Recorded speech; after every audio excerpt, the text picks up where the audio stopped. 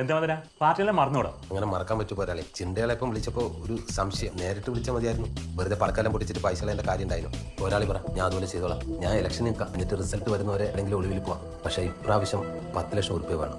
നിൽക്കുന്ന എന്നെ തന്നെയാണ്, മാന്യമായ എന്തെങ്കിലും കിട്ടണ്ടേ? നിനക്കെന്താ പ്രാന്ത? നിനക്ക് നിന്നെ കുറിച്ച് ധാരണ മധുര? ഇങ്ങനെ പറയല.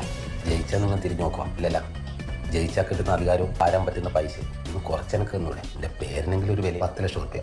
നിങ്ങൾക്കല്ലാതെ ഒരു വലിയ പൈസ ആണ്.